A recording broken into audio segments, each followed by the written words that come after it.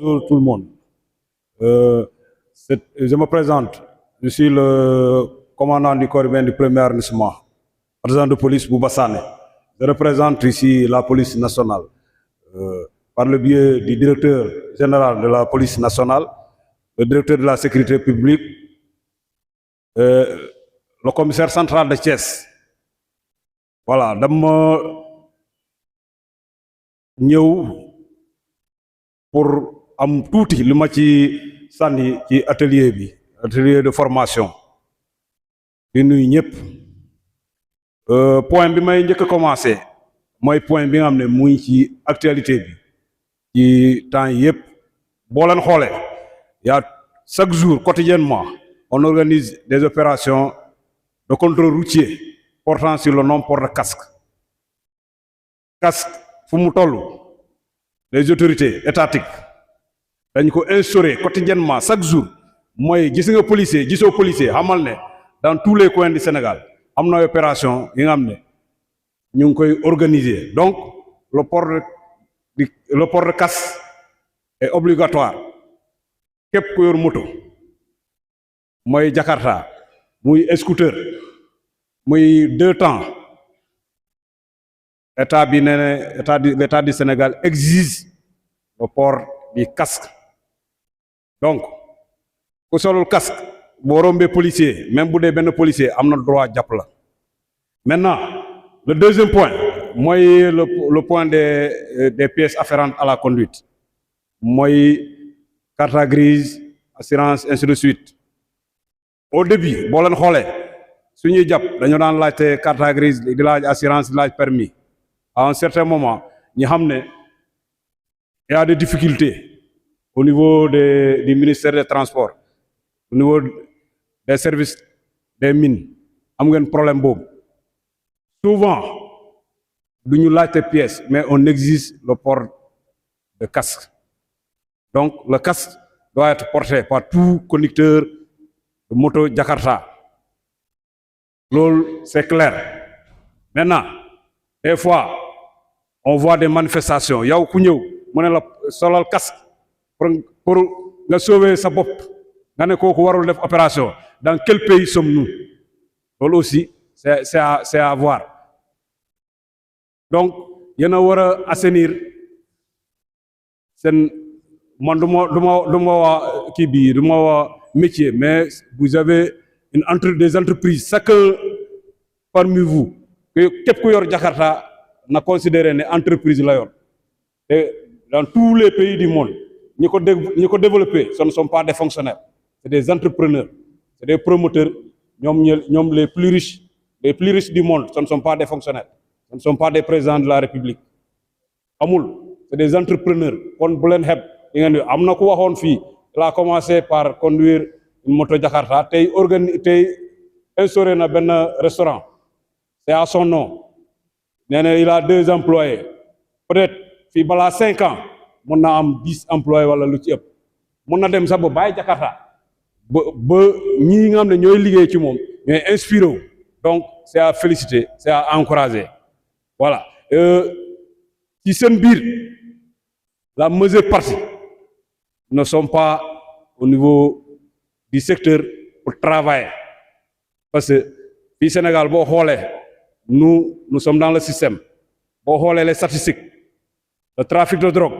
bu Jakarta bi ñëwee dafa gën a yokk ñi ñuy jàpp la majeure partie c'est des motos nga xam ne ñooy acheminer facilement parce que la mobilité se fait rapidement voilà y a des vols à l'arraché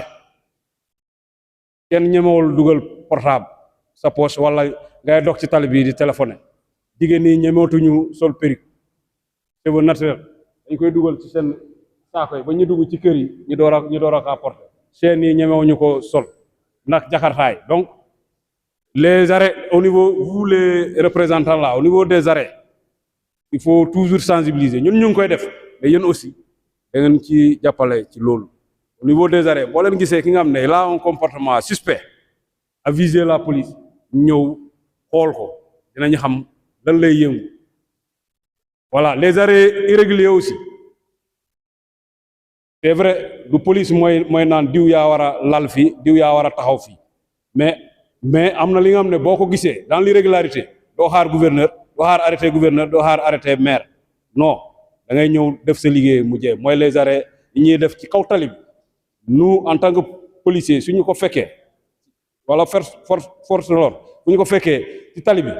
dañuy jël sa moto yóbbu parce que ñëw nañu sensibiliser la ñu ne la bàyyil tali bi nangoo ko du ñuy mën may téye sa moto foofu amul contrôle dañuy téye sa moto ba ngeen bàyyi boo leen bàyyi tali bi ñu doon leen delloo moto bi y a des arrêtés yi nga xam ne gouverneurs yi ak préfet ak maire yi ñoo koy génne ci yeneen ça dépend des villes ñeneen ni mën nañu wax sa 22 heures ñeneen ni dem ba minuit ñeneen dem ba 2 heures arrêté yooyu bu ñu la jëlee sa moto bul naan sama moto yor na kayit wala sama moto bi lii moo ci manqué wala dama daan dem ñu jàpp ma parce que arrêté bi moo tax policier bi jàpp la parce que policier bu nekk sur le terrain il travaille sur des instructions bu gouverneur jëndee arrêté dañ koy respecté ku ñuy tasel au-delà de minuit fekk arrêté gouverneur Thiès minuit la commencé dañ koy jàpp wala sur investigation d'un quartier ñu ne quartier bi tel wala koñ tel à une certaine heure par exemple minuit wala 2 heures jakartaay romb fii dañuy agressé on est obligé de s'y rendre à l'heure bu ñu wax moto bu ñu fay tasel comme lu ñu wax au mauvais lieu au mauvais moment mën nga ci bañ a bokk mais policier bi da lay yóbbu pour vérification par rapport aux identifications ak déposition bu population bi di def au niveau de la main courante au niveau du poste de police loolu il faut ngeen comprendre loolu bu ñu leen jàppee hors des opérations de contrôle de casque am na yeneen opération yi ñuy def bi nga xam ne c'est pour vérification bu ñuy génnee guddi am na ci des quartiers yi nga xam ne suñu tasee ak Jakarta dañ koy yóbbu pour vérification ba ñu am lu ñu leer parce que guddi ñii daw guddi la majeure partie di ñu yor phare ci ginnaaw dañ koy wekki wala ñu futti sax moto bi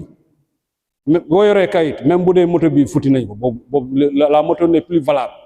loolu yéen aussi ngeen jàppale ñu ci sensibilisation boobu voilà et lii c'est à organiser de manière répétitive maa ngi ñaan à tout moment boo leen ko organiser la police est disponible man su ma indisponible keneen di mooy ñëw commissaire mën na désigner keneen commissaire sax mën na ñëw des fois ngeen lépp li nga xam ne da ngeen am ay problème essayer d'aller vers les autorités ngeen exposer seen problème moo gën tali bi manifestation wala nga dem baare tali bi mënul régler dara c'est le dialogue ngeen li nga xam ne da leen di métti y a les autorités boo ñëwee ci commandant mënoo ko commissaire baa ngi foofu commandant mënu ko régler nga dem ci commissaire mënu ko régler am directeur baa ngi fi nga dem régler ko foofu moo gën tali bi wala di def leneen kii régularisez-vous ngeen assainir seen secteur c'est un secteur d'avenir ku nekk y a pas de sous-métier ku nekk mën na fa jaare am lu mu bëgg am ça dépend donc je vous encourage et je reviens encore pour féliciter cette initiative que les organisateurs ont eu à mettre en place et je vous remercie. Merci.